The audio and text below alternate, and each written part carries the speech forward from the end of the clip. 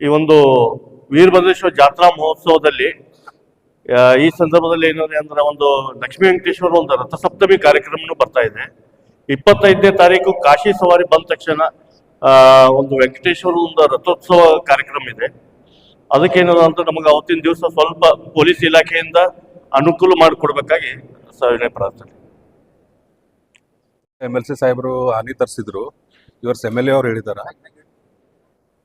ಅವರು MLA ಅವ್ರು ತರಿಸ್ಬೋದೇನೋ ಅಂತ ಕೇಳ್ತಾ ಇದ್ರು. ಅದಕ್ಕೆ ನಿಮ್ಮ ಪರ್ಮಿಷನ್ ಕೇಳ್ತಾ ಇದ್ದೀನಿ ಸರ್. ಕೊಟ್ಟಿದ್ದೇವೆ ಸರ್. ಇದು ಕೊಟ್ಟಿದ್ದಾರ, ಅದಕ್ಕೆ ಬರ್ತೀನಿ ಅಂತ ಹೇಳಿ ಅದ್ರ ಬಗ್ಗೆ ಹೇಳೋದಿಕ್ಕೆ ಸರ್. 15 ತಾರೀಕಿಗೆ ಸರ್.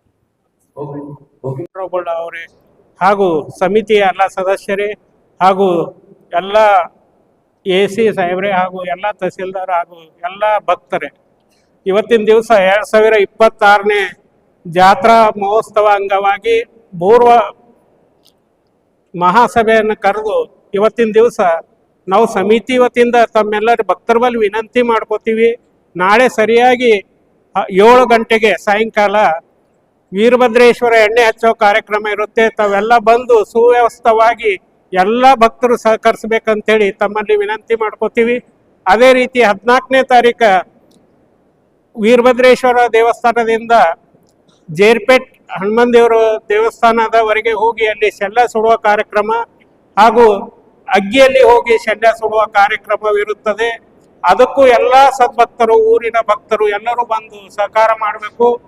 ಅದೇ ರೀತಿ 15ನೇ ತಾರೀಕು ಹಿಡಿದು 19ನೇ ತಾರೀಕು ತನ ಆನೆ ಮೆರವಣಿಗೆ ಇರುತ್ತೆ ಹಾಗೂ 20ನೇ ತಾರೀಕು ಹಿಡಿದು 24ನೇ ತಾರೀಕಿನ ಊಚಾಯಿ ಮೆರವಣಿಗೆ. ಅದೇ ರೀತಿ 25ಕ್ಕೆ ಅಗ್ನಿ ಪ್ರವೇಶ ಮಾಡೋದಿರುತ್ತೆ. ನಮ್ಮ ದೇವಸ್ಥಾನದಿಂದ ರಾತ್ರಿ 7 ಗಂಟೆ ಬಿಟ್ಟರೆ ಬೆಳಿಗ್ಗೆ 5:30 ಹಿಡಿದು 6 ಗಂಟೆವರೆಗೆ ಅಗ್ನಿ ಪ್ರವೇಶ ಮಾಡಲಿಕ್ಕೆ ಪೂಜೆ ಅಪ್ಪಣೆಯಾಗಿದೆ.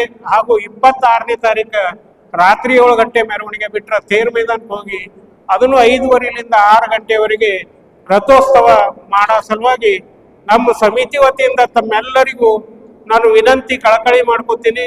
ತಾವೆಲ್ಲ ಸಹಕರಿಸಬೇಕು. ನಮ್ಮ ಶಟಸ್ಥಲ ಬ್ರಹ್ಮಿ ವೀರ ರೇಣುಕಾ ಗಂಗಾಧರ ಶಿವಾಚಾರ್ಯರ ನೇತೃತ್ವದಲ್ಲಿ ಜಾತ್ರಾ ಸಂಪೂರ್ಣ ಒಳ್ಳೆಯದಾಗಿ ಎಲ್ಲ